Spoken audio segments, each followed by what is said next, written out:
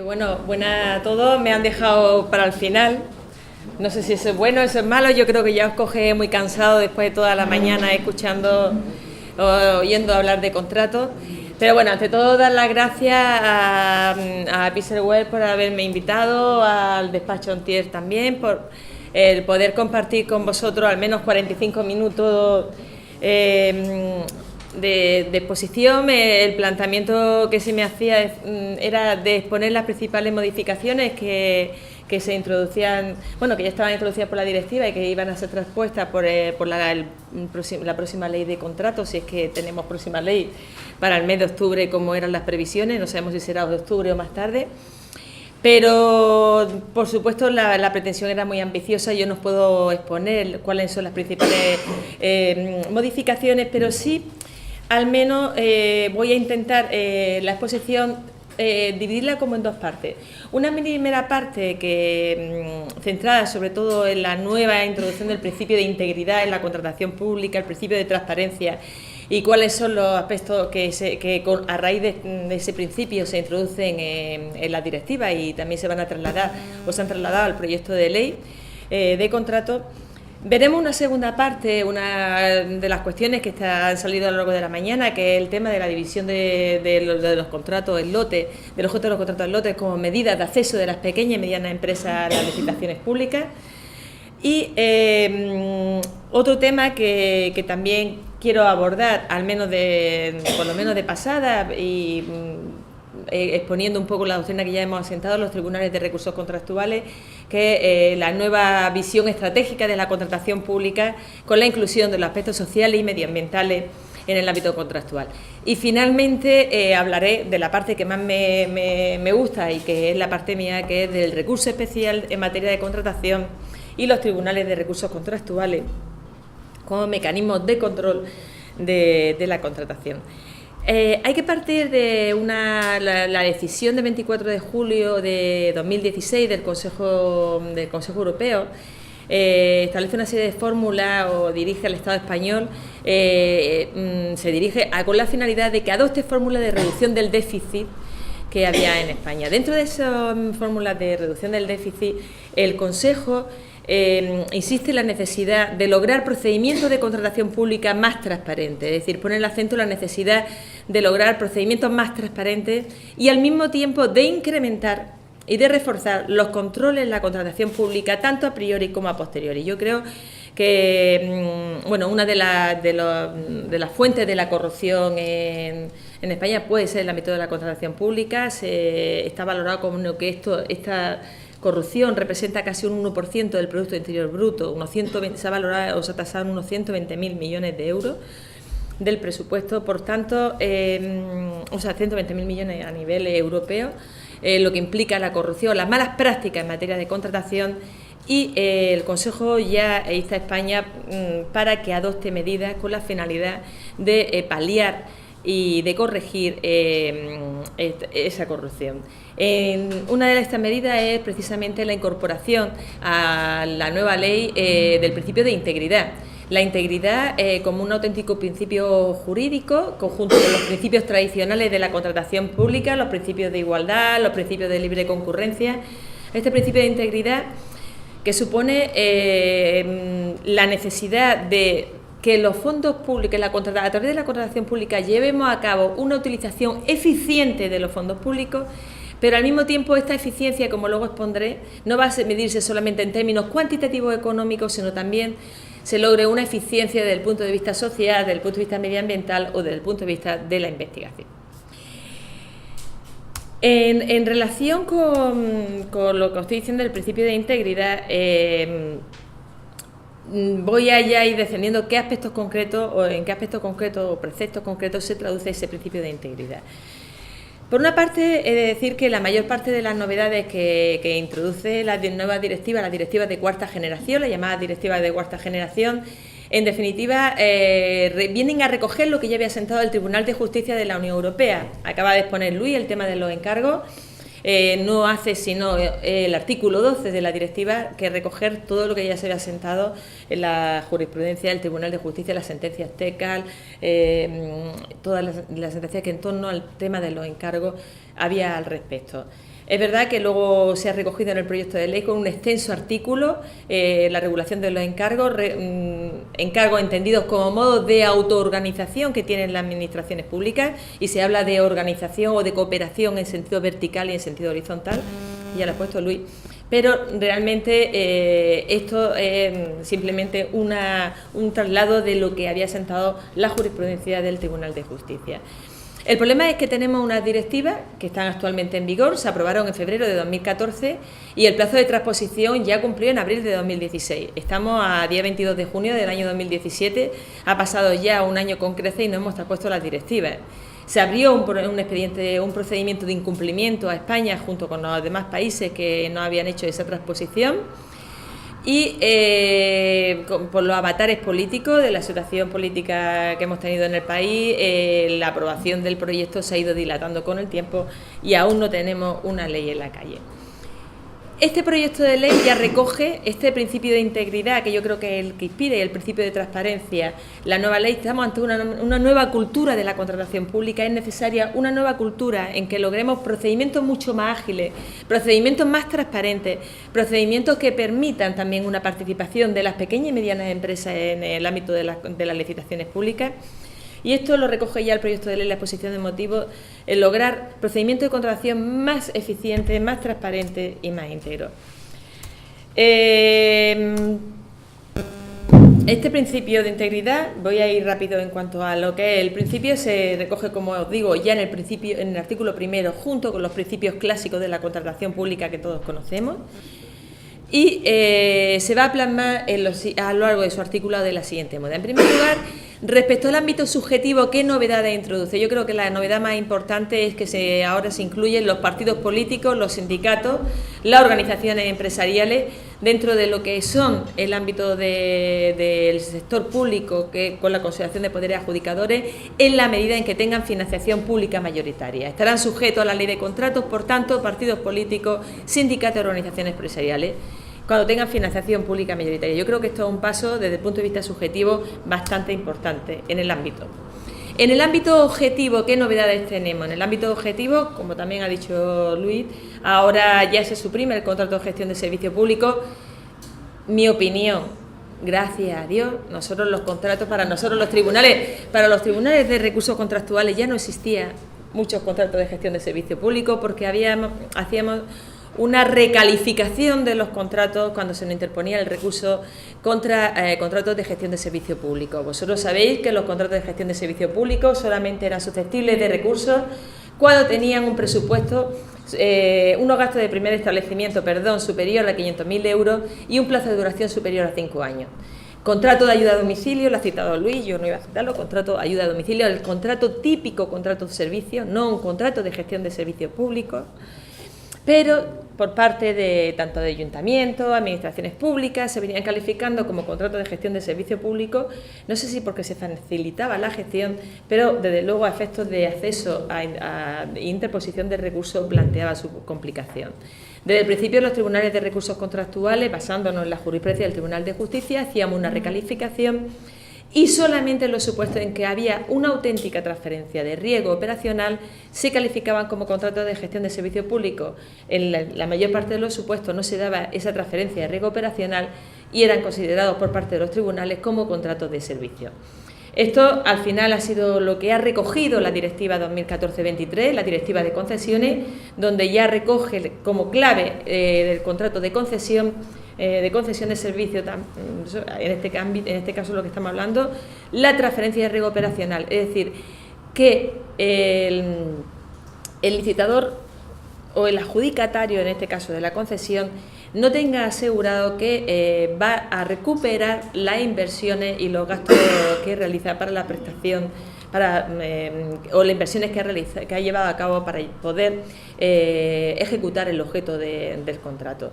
En este caso, esa transferencia de riesgo operacional ha quedado muy delimitada ya en la Directiva de Concesiones, pero era lo que reiterada jurisprudencia venía indicando. Nosotros, en este ámbito, no iba a hablar de lo de gestión de servicios, pero es que me has tirado de la lengua, porque en este ámbito, concretamente en Andalucía y en otros tribunales, habíamos tenido el tema de todos los conciertos sanitarios, que es un tema muy polémico, el tema de los conceptos sanitarios y con los servicios de hemodiálisis, ecografía, mamografía, que el Servicio Andaluz de Salud tiene concertado con centros privados.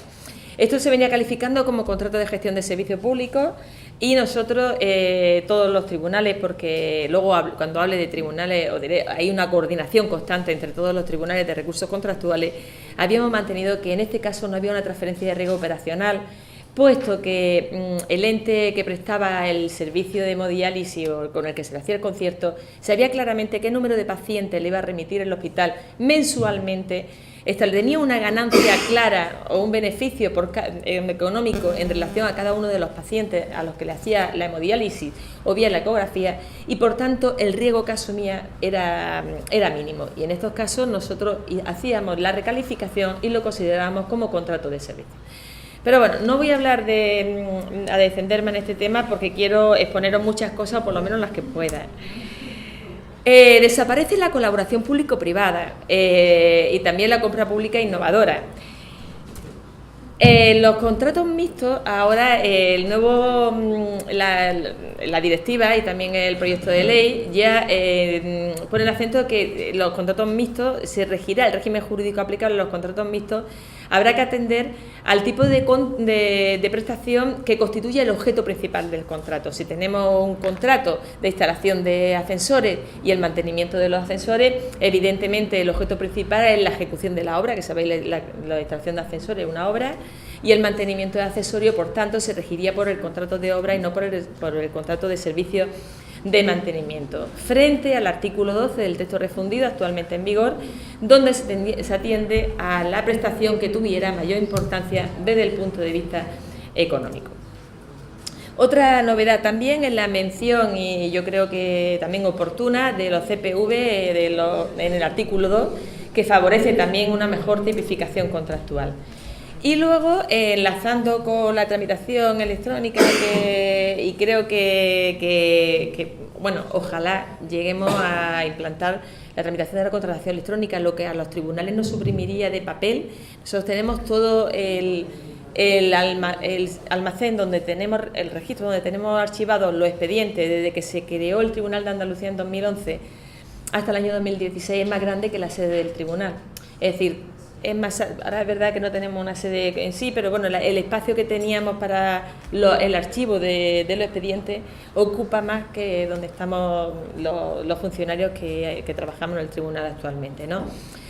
Espero que desaparezca el papel y podamos lograr una tramitación de la contratación electrónica, porque lo veo fundamental, y logremos también, sobre todo, y en eso estamos trabajando, en la tramitación electrónica del recurso especial en materia de contratación, que luego la abordaremos. Bueno, pues precisamente en esta necesidad de buscar procedimientos más ágiles y a la par que transparentes, pues otra de las novedades que introduce la ley es la sustitución de la declaración responsable del artículo 146 por la utilización del modelo del documento europeo único de contratación, que sabéis que la implantación o la tramitación electrónica de este documento es obligatoria ya a partir de abril del año 2018.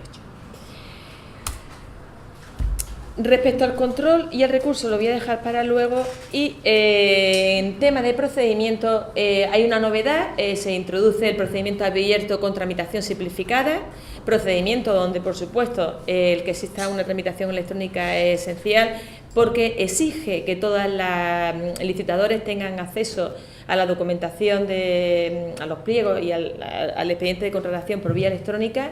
Es necesario que los que liciten en este procedimiento estén inscritos en el ROELECE, y es un procedimiento que se aplicará, y yo creo que va a ser el más utilizado, en los contratos de servicios y suministros no armonizados y en los contratos de obra que tengan un importe inferior a un valor estimado inferior a 2 millones de euros. Por otro lado, se suprime el procedimiento negociado por razón de la cuantía, gracias a Dios. Y respecto al procedimiento negociado, no se habla de procedimiento negociado, se recoge algo que ya reiteradamente había venido diciendo los tribunales: la licitación con negociación. En negociado hay que negociar. Hay reiteradas resoluciones de los tribunales de contratos diciendo, anulando procedimientos, adjudicaciones en procedimientos negociados porque no se ha negociado. Hay que negociar. No basta, veis la diferencia entre el procedimiento abierto y el negociado.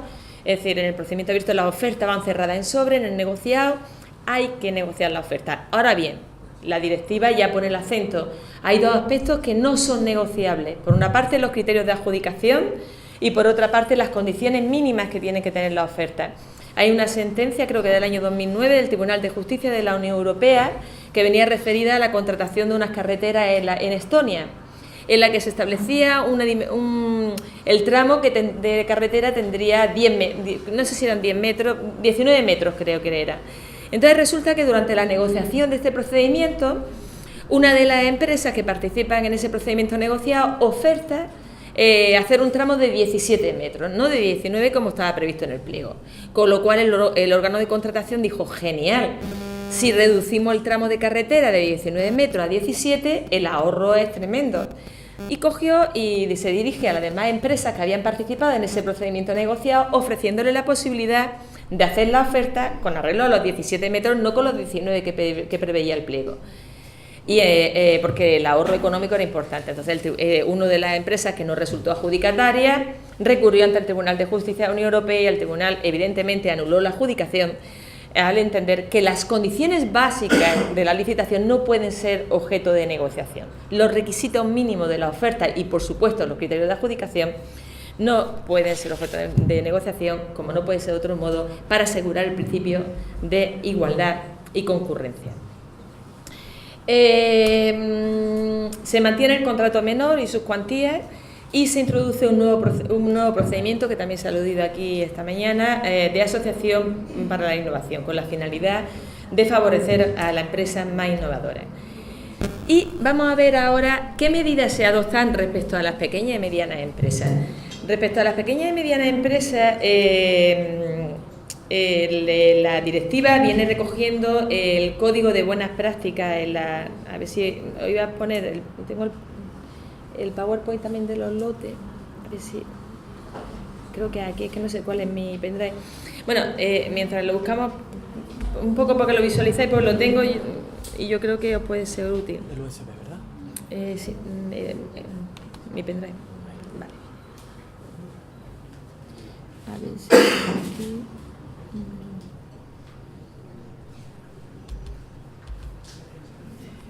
Vale. En cuanto la directiva viene recogiendo, como digo, el código de buenas prácticas en materia de contratación para favorecer el acceso de las pymes a la contratación pública. Y una de las claves, me voy a levantar, luego me vuelvo a sentar y así por lo menos no tengo que estar con el micrófono, porque me siento como un poco María José Santiago, pero ni canto ni bailo. Es que esto de llamarse a María José Santiago con el micrófono en Andalucía es un poco... ¿Sin micrófono me oís bien? Sí. Vale. Mira, lo de los lotes, que es un tema que me gusta y lo quiero exponer rapidito. Partíamos en la ley anterior, bueno, en el texto refundido, digo la ley anterior, el texto refundido actualmente, el artículo 86, parte del principio de la unidad del objeto, de la no división del objeto en lotes. Es decir, esto no tenía otra finalidad sino evitar el fraude. Se intentaba evitar el fraccionamiento, que se dividiera el objeto del contrato con la finalidad de reducir la cuantía, el importe de lo mismo y de esta forma eludir las normas de procedimiento y de publicidad que se aplicaba en caso de que superaran o no los umbrales comunitarios. Por ello, el artículo 86 del texto refundido parte de que los objetos del contrato es único y que solamente admite la división cuando se justifique debidamente en el expediente, cuando cada uno de los lotes sean susceptibles de utilización o aprovechamiento separado y constituyan una unidad funcional. Y así lo exija la naturaleza del contrato. Por tanto, partíamos del principio de unidad. La directiva 2014-24, en el artículo 46, los considerandos 78 y 79, ahí lo explica, que a mí los considerandos me gustan en este aspecto quizás más que el propio artículo, parte de la premisa totalmente contraria, le damos la vuelta al calcetín. Partiendo de que antes el objeto era único, ahora dice, no, usted tiene la obligación de dividir por lote. Y además tiene que obligación de dividir por lote, bien lo haga atendiendo aspectos cuantitativos o aspectos cualitativos según los gremios o las especialidades de las empresas, o bien atendiendo a una capacidad desde el punto de vista cuantitativo que tengan las pymes, las pequeñas y medianas empresas. Usted tiene la obligación de dividir el lote. Y esta obligación de dividir el lote determina que en caso de que el órgano de contratación opte, porque no, yo estoy tapando esto, Yo ahora parece que me estaba tapando. Para que no, o sea, si el órgano de contratación opta por no dividir el contrato en lotes, deberá de justificarlo y de esa forma deberá de incorporar al expediente un informe justificando por qué no decide dividir el objeto del contrato en lotes, bien porque se restrinja la competencia, bien porque sea excesivamente onerosa la ejecución del contrato o bien porque haya un riesgo a una adecuada ejecución. Por tanto, obligatorio el informe para justificar que no se divide el contrato en lote. Ya estamos teniendo muchísimos recursos, luego a ver si os pongo algunas de las resoluciones ya dictadas, donde precisamente se nos impugnan los pliegos porque el órgano de contratación no ha dividido el objeto del contrato en lote. Es verdad que ahora ya en los pliegos de la Junta se está incorporando como un anexo, como una especie de declaración, un anexo que es el informe justificando o no la división del lote. Es decir, si optáis por no dividir el lote, se rellena diciendo que no se divide por estos motivos, ¿no? Pero no solamente, ojo, la importancia que tiene en este aspecto la directiva, no solamente es la obligación de dividir el lote, sino además establece dos cuestiones más, dos posibilidades. Por una parte, el limitar la licitación a unos lotes determinados. Los pliegos de cláusulas administrativas particulares pueden limitar, si hay 8 lotes, que solamente puedan presentar ofertas a 3 de ellos. Es decir, puede limitar el número de lotes a licitar. Y lo que es más importante y a la vez más complicado, puede limitar el número de lotes a adjudicar. Si una empresa que ha licitado a los 8 lotes que tiene el pliego, su oferta resulta económicamente más ventajosa en los 8 lotes, el propio pliego puede limitar que de los 8 lotes solamente se le adjudiquen 4. Esto nos va a llevar a que en los pliegos habrá que determinar claramente cuáles son los criterios, los aspectos objetivos que nos va a permitir o que va a determinar que se adjudiquen 4 y no los 8 lotes en cuya oferta, al licitador cuya oferta era económicamente más ventajosa. Por tanto, esto sí es importante. En este tema de los lotes también se regula la oferta integradora, ya lo incorpora el artículo 99 del proyecto de ley, la oferta integradora que hasta ahora solamente se venía admitiendo en el sector de las telecomunicaciones. Ahora ya lo introduce el anteproyecto de ley, siempre y cuando se establezca claramente en el pliego de cláusulas administrativas particulares y se establezcan criterios que permitan la evaluación comparativa de la oferta integradora con respecto a la oferta realizada a cada uno de los lotes individualizados.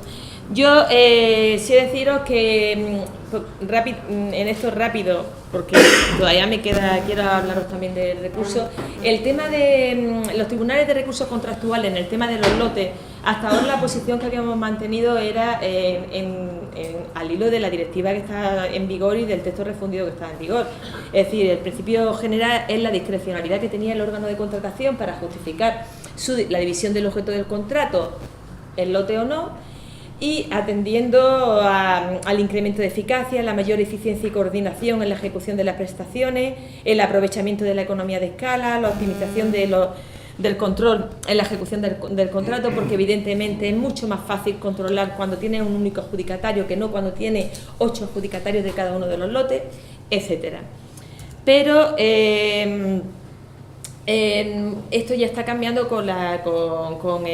desde que están en vigor las directivas. Digo que ha cambiado desde que está en vigor las directivas y dice, bueno, María José, si nosotros has puesto, es que en el ámbito de los lotes ya ha habido informes tanto de la Junta Consultiva de Cataluña y luego también un documento de trabajo que elaboramos los tribunales de recursos contractuales indicando que en este ámbito los preceptos de la directiva eran aplicables directamente, no solo le producían el efecto directo, sino que eran aplicables directamente, puesto que eran disposiciones precisas, claras y que además nada impedía la normativa interna para que directamente se pudiera aplicar lo mismo.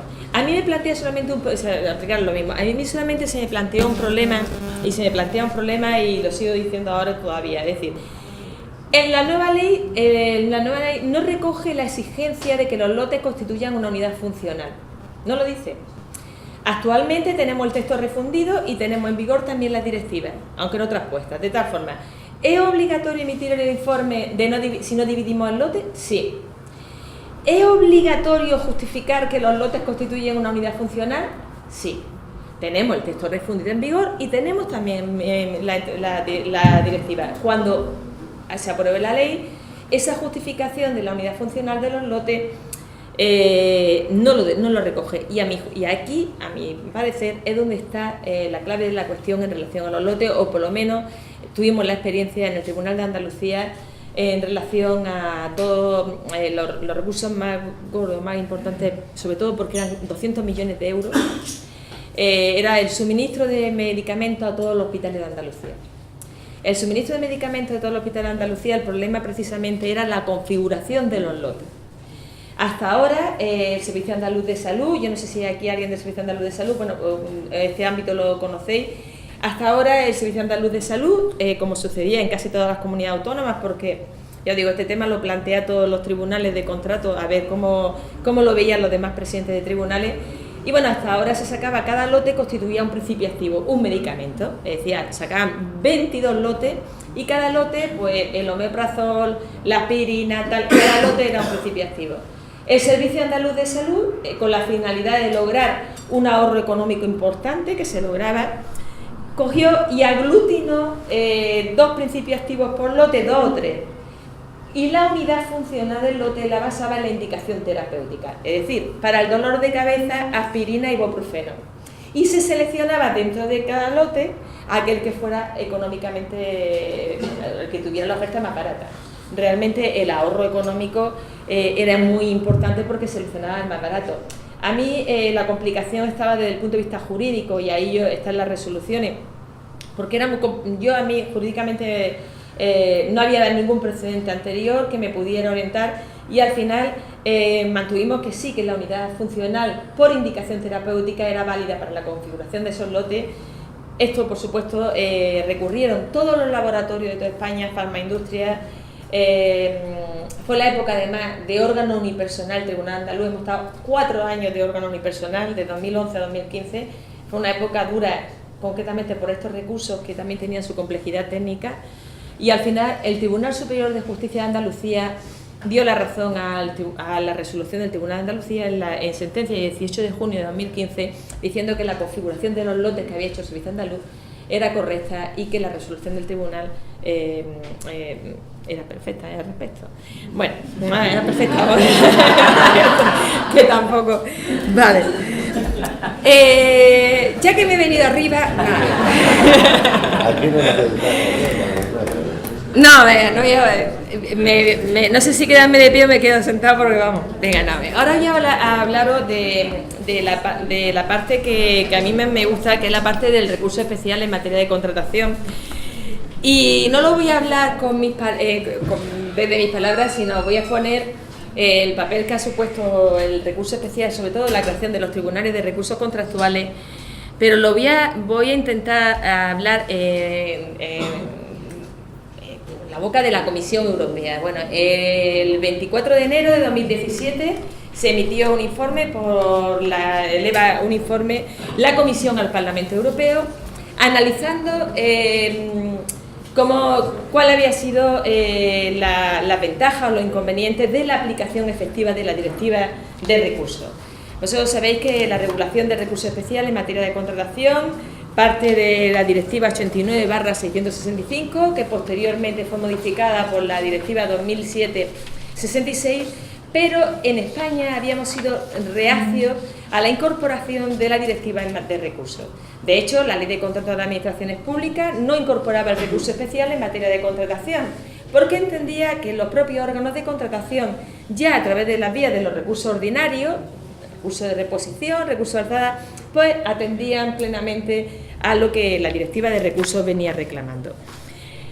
Es consecuencia de 2 condenas a España por parte del Tribunal de Justicia, concretamente una primera sentencia, la sentencia de 15 de mayo de 2003, ya le tira un tirón de oreja a España el Tribunal diciendo, ojo, que tiene que transponer la Directiva de Recursos, sobre todo con la finalidad de extender los recursos a sociedades privadas que fueran poderes adjudicadores, y por otro lado está usted condicionando la adopción de medidas cautelares a la previa interposición del recurso. Esta fue una primera sentencia que determina que por la Ley 30/2007 de contrato del sector público ya se regule el recurso especial en el artículo 37 y en el artículo 38, pero transponiendo la directiva 89/765 y no la directiva actual de recursos, que es la 2007/66. Esto determina una segunda sentencia, que es la sentencia de 3 de abril de 2008, en la que vuelve el Tribunal de Justicia a tirarle de la oreja a España diciendo, ojo, que tiene que transponer la directiva de recursos, tiene que establecer un plazo de espera desde que adjudica el contrato hasta que lo formaliza, con la finalidad de poder interponer el recurso en forma. Esto ya lleva a que el legislador, por la ley 34/2010, es cuando ya se modifica la ley de contrato del sector público y la ley de la jurisdicción contenciosa administrativa, regulando el recurso especial en materia de contratación como lo tenemos actualmente regulado. Siendo un recurso potestativo, no un recurso preceptivo, un recurso potestativo previo al contencioso, y al mismo tiempo es un recurso en el que la interposición del mismo contra el acto de adjudicación determinaba la suspensión automática del procedimiento. Esto ha determinado que el recurso sea la vía generalizada para hacer frente a las situaciones de anormalidad en el ámbito de la contratación pública. ¿Por qué? Es un recurso ágil, un recurso el plazo medio de resolución que estamos adoptando los tribunales de recursos contractuales estamos logrando es de 23 días, desde que el recurso entre en el tribunal hasta que se dicta resolución, dependiendo del número de licitadores. A veces, si hay 100 licitadores, 80 licitadores, como no pasa en algún contrato, la tramitación es mucho más extensa a la hora en cuanto a la hora de formulación de alegaciones. Es rápido y ágil. Nosotros estamos utilizando el sistema todo por correo electrónico. No es lo más puro, esperemos que podamos implantar, y estamos en ello. Aquí hay un representante de la Dirección General de Patrimonio y nos están ayudando. Yo creo que la idea de futuro es lograr tramitar electrónicamente el recurso. ¿Cómo lográbamos resolver el recurso en 5 días que nos marcaba la ley después del trámite de alegaciones? Nosotros utilizamos la vía del correo electrónico, nada más que comunicamos por vía de correo electrónico a todos los licitadores en el procedimiento que son los interesados, indicándoles que si aceptan el correo electrónico como medio de relación con el tribunal.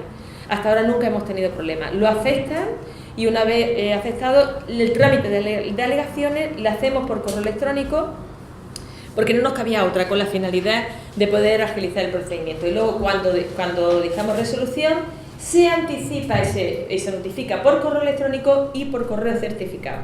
De esa forma, los órganos de contratación, aquí muchísimos órganos de contratación, el mismo día que tenemos el pleno y que dictamos resolución y que la corregimos, lo tenéis vosotros con la finalidad, tenéis notificada la resolución. Y los licitadores tienen notificada su resolución también por vía de correo electrónico y luego por correo certificado, sobre todo a efectos de cómputo de los plazos en el contencioso. Esperemos que con la tramitación electrónica del recurso, que ya la tiene implantada el Tribunal Central, de tal forma que no admite ningún recurso que no se presente en el registro telemático, la agilización sea mayor aún. Por tanto, como digo, un recurso rápido, ágil, pero al mismo tiempo este recurso especial, la generalización ha venido determinada también porque es gratuito. No se necesita procurador, abogado sí, en algunos casos ni abogado, dependiendo de los recursos que ha llegado al tribunal, pero ágil en la medida en que es gratuito también. Y sobre todo lo que evita las distorsiones que se producía a nivel de las resoluciones que procedían del mismo órgano de contratación. Cuando el mismo órgano de contratación el que está resolviendo el recurso, entre los recursos administrativos, evidentemente el porcentaje de estimaciones de ese recurso era mínimo. Nosotros, en lo que llaman tasa de éxito en el Observatorio de Contratación Pública, Miguel Ángel Bernal, un amigo mío, incorporó ese concepto de tasa de éxito. Estamos en un 38% de estimaciones, un 38%, imaginaos que en el ámbito contencioso creo que están en el 6-7%, o sea, 38% de estimaciones de recursos. Eso viene determinado, eso es lo que asegura también la independencia del tribunal, es decir, que estamos dándole la razón a los recurrentes en un 38% de las resoluciones. Esa tasa de éxito hace que se haya generalizado la utilización de recurso especial, pero al mismo tiempo la rapidez que no se lograba a través del contencioso administrativo, porque cuando obteníamos una sentencia en el procedimiento contencioso administrativo respecto a un recurso en materia de contratación, el contrato ya se había adjudicado, se había ejecutado y realmente los beneficios que había de la interposición del recurso especial en materia de contratación ya no tenían ningún sentido cuando teníamos una sentencia 2 años después. El modelo en relación a esto que os decía, el informe de la Comisión Europea que emitió el 24 de enero de 2017, este año, analiza la eficacia de la Directiva de Recursos y la existencia de estos tribunales de recursos contractuales desde la siguiente perspectiva. En primer lugar, desde el punto de vista de la eficacia, entendiendo que desde la existencia del recurso especial y la actuación de los tribunales, los procedimientos de contratación están siendo más transparentes, están siendo más justos, más abiertos y mucho más accesibles. En segundo lugar, pone el acento en la eficiencia. Ahora hablo esta mañana, al principio de mi intervención, de la integridad y la eficiencia. Desde el punto de vista de la eficiencia, y lo cuantifica del siguiente modo, dice, de los contratos analizados a nivel europeo, que representa un valor estimado de 420.000 millones de euros, dice, la aplicación de las directivas en materia de contratación ha supuesto un ahorro de un 5%, es decir, 20.000 millones de euros, dice la Comisión, con lo cual la eficacia en términos económicos, eficiencia de estos recursos, de la aplicación de la directiva de recursos a través de estos tribunales, nos va a llevar a un ahorro mucho mayor, con lo cual, en términos de eficiencia económica, el papel del recurso especial está siendo también muy importante. Y por otro lado, y aquí ya enlazo con la última parte que quería yo exponer, ve el recurso especial en materia de contratación como un instrumento fundamental de coherencia con el resto de las políticas de la Unión Europea, porque mantiene que el establecimiento, dice la Comisión en ese informe, de un mercado único europeo parte del establecimiento de procedimientos de contratación transparentes y ágiles, y de esta forma, a la hora de establecer una serie de aspectos doctrinales por parte de todos los tribunales de recursos contractuales en aquellos contratos que superan los umbrales, es decir, que son contratos armonizados, se va a establecer una igualdad en cuanto a la contratación a nivel de todo europeo, logrando de esta forma la implantación de ese mercado único europeo. Ese informe es interesante, si tenéis posibilidad de leerlo, yo creo que es interesante en la medida en que analiza solamente hasta el año 2009 la eficiencia de la aplicación de directivas de recursos, pero esto nos debe llevar ahora a lo que decía la recomendación de la decisión del Consejo en julio de 2016, de que es necesario fortalecer los mecanismos de control a priori y posteriori en el ámbito de la contratación pública. Y en este sentido concluye el informe diciendo que es importante la coordinación entre todos los tribunales de recursos contractuales. La coordinación la hemos llevado a cabo desde el primer momento que empezamos a funcionar los tribunales, porque los contratos de basura, de recogida de residuos, los contratos de suministro de medicamentos, el servicio de hemodiálisis que se hace o que licita la Comunidad Autónoma de Andalucía es la misma de la que licita la Comunidad Autónoma de Madrid o la Comunidad Autónoma de Aragón.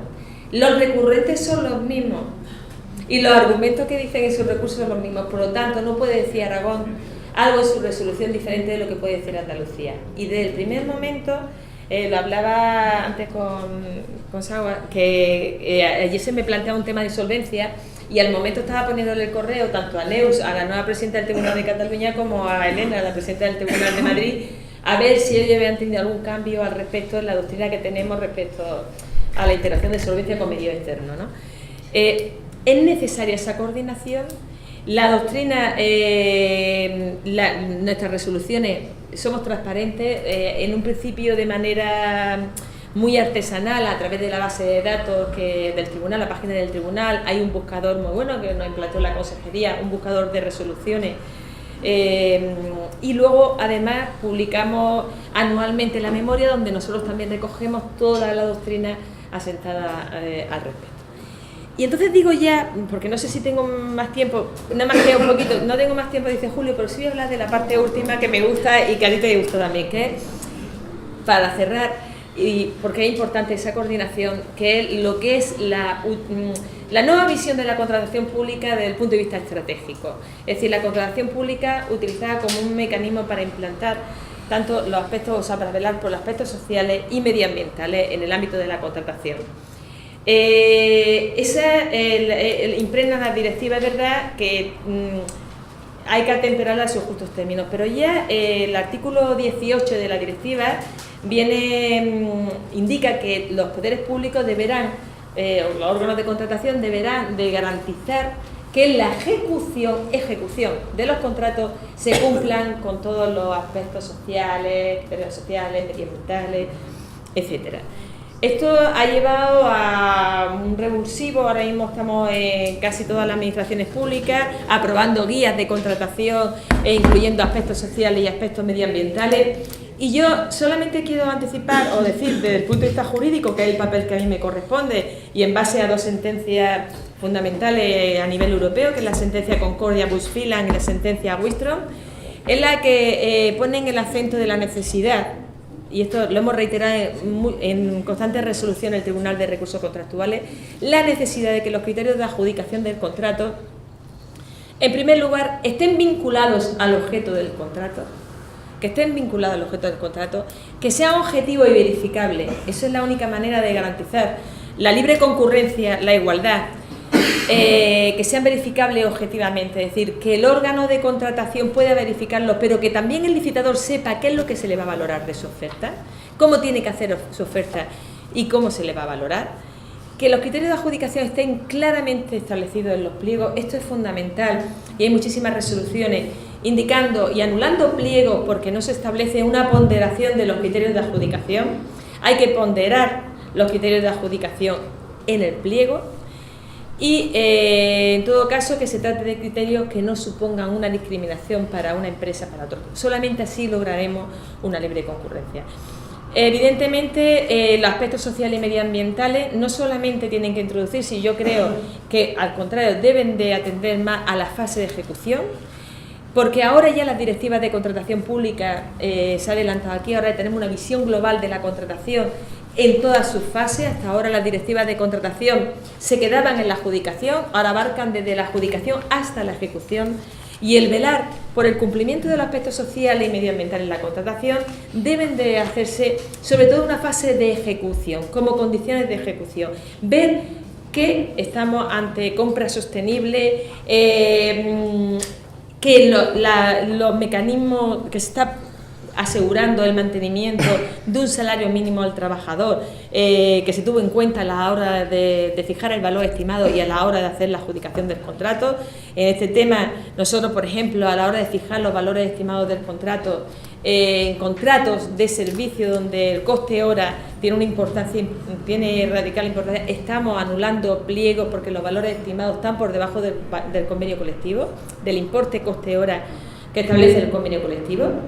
Insisto, en cuanto a la fijación del precio, ahora, en la parte más polémica es quizás como criterio de adjudicación, en el ámbito social, no en el ámbito medioambiental, pero bueno, estamos ante una nueva perspectiva de la contratación pública. Yo concordéis con eso, una nueva perspectiva, con el principio de integridad y que abarca ahora todas las fases desde las consultas preliminares, que se incorpora el tema de la regulación del conflicto de intereses, que incorpora también el proyecto de ley, o las cláusulas self-cleaning y los programas de cumplimiento, que habréis oído también, los programas compliance, en torno a las prohibiciones para contratar y la posibilidad de enervar una prohibición para contratar cuando las empresas acrediten que van a cumplir adecuadamente, cumplan con lo que deben, y además que van a presentar programas de cumplimiento de futuro de la normativa contractual. Por tanto, estamos ante un nuevo ámbito. Vamos a esperar a ver qué es lo que nos dice al final, el resultado final de la ley que se apruebe en octubre o noviembre. Esperemos que cuanto antes mejor, para evitar todas las situaciones de inseguridad, y mientras tanto pues nos corresponde a los tribunales de recursos contractuales ir asentando un poco los criterios respecto a las directivas y en lo que se nos avecina. Venga, gracias. Muchísimas gracias.